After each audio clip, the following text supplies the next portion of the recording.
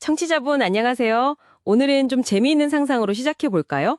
만약에 버튼 하나 딱 누르면 내 안의 모든 슬픔, 분노, 우울함 같은 거 싹 사라지고 그냥 평생 행복만 느끼게 된다면 그 버튼 누르시겠어요? 이게 한 유튜브 영상에서 나온 질문인데 꽤 흥미롭더라고요. 그래서 오늘은 이 질문을 가지고 우리 감정이 대체 어떻게 작동하는 건지 또 그 뒤에 뭐가 숨어 있는지 좀 깊이 들어가 보려고 합니다. 네, 안녕하세요. 아마 대부분은 당연히 눌러야지 이렇게 생각하실 텐데요. 근데 잠시만요. 이게 그렇게 간단한 문제가 아닐 수도 있어요. 사실 우리는 세상을 뭐랄까 있는 그대로 객관적으로 보질 못해요.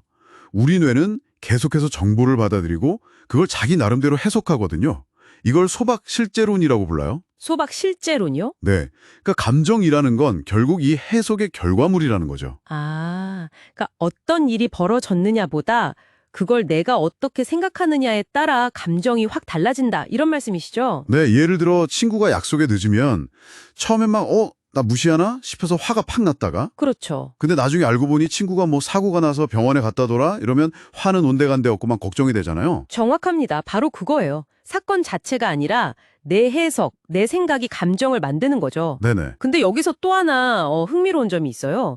일단 어떤 감정이 딱 생기면 우리는 그 감정을 너무나 진짜처럼 이건 뭐 100% 현실이라고 받아들인다는 거예요. 아, 정말 그렇죠. 한번 화나면 막 세상에 다 잘못된 것 같고. 맞아요. 이걸 정동실제론이라고 하는데요. 감정의 힘이 워낙 세다 보니까 그 감정을 일으킨 내 생각이 과연 맞는 건지 혹시 좀 왜곡된 건 아닌지 따져볼 생각을 잘 못하게 되는 거죠. 특히 우울증 같은 상태에서는 이런 경향이 더 심해져서 사실이 아닌 왜곡된 생각, 이걸 인지 왜곡이라고 하는데 이게 그냥 현실처럼 느껴져 버리는 거예요. 인지 왜곡. 그럼 아까 그 마법 버튼 이야기로 돌아가서요. 부정적인 감정을 그냥 싹 없애버리는 게 왜 위험할 수도 있다는 걸까요? 들으면 되게 좋을 것 같은데? 그게 왜냐면요. 우리가 흔히 나쁘다고만 생각하는 그 부정적인 감정 안에 의외로 되게 소중한 가치나 장점이 숨어 있을 수 있기 때문이에요. 소중한 가치요? 부정적인 감정 안에요? 네. 예를 들어서 갑자기 실직한 가장이 있다고 해봐요. 엄청 불안하고 우울하겠죠? 근데 그 불안과 우울 밑바닥에는 사실 내가 가족을 잘 먹여 살려야 하는데 하는 강한 책임감이 있을 수 있거든요. 또 죄책감 같은 것도 느낄 수 있는데 그건 빨리 이 상황을 벗어나서 다시 제 역할을 하고 싶다는 어떤 동기부여가 될 수도 있고요. 그렇네요. 근데 마법 버튼으로 이런 감정들을 그냥 싹 지워버리면 어떨까요? 당장은 편할지 몰라도 그 책임감이나 다시 일어서려는 의지 같은 거, 그런 긍정적인 원동력까지 같이 사라져버릴 수 있다는 거죠. 그럼 결국 장기적으로 보면 본인이나 가족에게 더 안 좋을 수도 있어요. 와, 그 부정적인 감정 뒤에 그런 뭐랄까 책임감이나 사랑 같은 긍정적인 가치가 연결되어 있을 수 있다. 이건 진짜 좀 새로운 관점이네요. 그럼 무작정 감정을 없애는 대신에 우리는 뭘 어떻게 해야 할까요? 그래서 데이비드 번즈 박사라는 분이 재미있는 제안을 했어요. 마법 버튼 말고요. 마법 다이얼을 한번 상상해보자는 거죠. 마법 다이어리요? 그건 뭐죠? 네, 이건 상상 속의 조절 장치인데요. 나의 어떤 장점, 뭐 책임감이라든지 사랑 같은 핵심 가치는 그대로 지키는 거예요. 그건 소중하니까. 대신에 나를 너무 힘들게 하는 그 불안이나 우울 같은 감정의 강도만 좀 낮춰보는 거죠. 한 100에서 한 30이나 40 정도로. 그러니까 감정을 아예 없애는 게 아니라 내가 감당할 수 있고 오히려 나에게 좀 도움이 되는 생산적인 수준으로 조절을 해보자는 아이디어예요. 오, 감정의 강도를 다이얼처럼 조절한다? 흥미로운데요?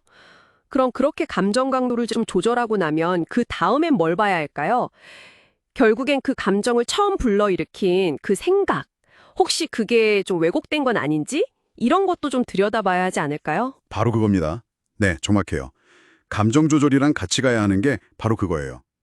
우리를 진짜 괴롭히는 건 사실 그 부정적인 생각 자체라기보다는 그 생각을 이건 100% 진실이야 라고 철석같이 믿는 마음이거든요. 그리고 대부분의 우리를 고통스럽게 하는 그런 부정적인 생각들 속에는요. 현실을 약간씩 비트는 인지 왜곡이라는 게 거의 항상 숨어 있어요. 인지 왜곡이요? 예를 들면 어떤 게 있을까요? 좀 구체적으로. 네, 예를 들어 시험을 한번 망쳤다고 쳐요. 근데 그때 난 역시 안 돼. 난 완전 실패자야. 앞으로 뭘 해도 다 이럴 거야. 이렇게 생각해버린다면요. 여기에는 여러 가지 왜곡이 막 섞여 있는 거죠. 세상을 성공 아니면 실패, 딱 둘로만 보는 흑백 논리. 아, 흑백 논리. 네. 그리고 한 번의 실수로 나는 원래 이런 사람이야 하고 자기 전체를 평가해버리는 지나친 일반화.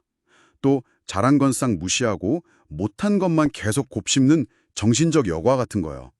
심지어는 아무 근거도 없는데 분명 다음 시험도 망칠 거야. 이렇게 최악을 단정짓는 성급한 결론 같은 왜곡도 있을 수 있죠. 와, 듣고 보니까 진짜 저도 모르게 그런 생각들이 쉽게 빠지는 것 같아요. 그럼 이런 왜곡된 생각들을 어떻게 좀 바꿀 수 있을까요? 그냥 막연하게, 아니야, 긍정적으로 생각해야 해. 이렇게 다짐만 하는 걸로는 좀 부족할 것 같은데요? 맞습니다. 그게 진짜 중요한 포인트예요. 막연한 긍정, 근거 없는 낙관주의나 합리화 이런 걸 하라는 게 아니에요.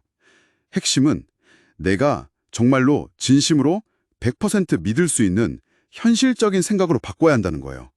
예를 들어 난 실패자야 라는 생각이 들 때 이걸 그냥 아니야, 난 할 수 있어 이렇게 바꾸는 게 아니라 좀 더 구체적인 근거를 찾는 거죠. 아, 근거요? 네, 이번 시험은 망쳤지만 이게 내 전부는 아니잖아. 지난번엔 잘 본 과목도 있었고 또 내가 잘하는 다른 것들도 분명히 있어. 그리고 이번 실수에서 뭘 배울 수 있을지 생각해보고 다음엔 좀 다르게 준비해볼 수 있지 않을까?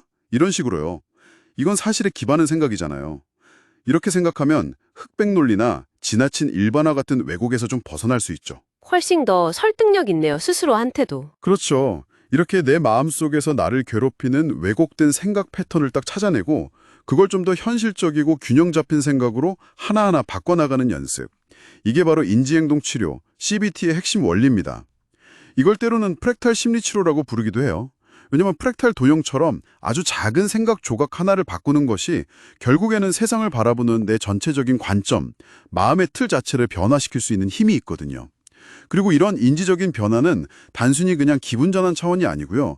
꾸준히 연습하면 우리 뇌의 신경회로, 그러니까 뇌의 화학적 구조 자체가 실제로 바뀔 수 있다는 게 과학적으로도 계속 밝혀지고 있어요.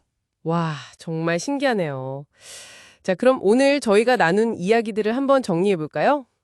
첫째는 당신이 느끼는 그 힘든 부정적인 감정들이 사실은 당신의 어떤 소중한 가치나 장점을 지키려는 마음의 표현일 수도 있다. 네, 그렇죠. 그리고 둘째, 나를 고통스럽게 하는 건 어떤 사건이나 감정 그 자체라기보다는 그것을 내가 어떻게 왜곡해서 해석하고 있느냐.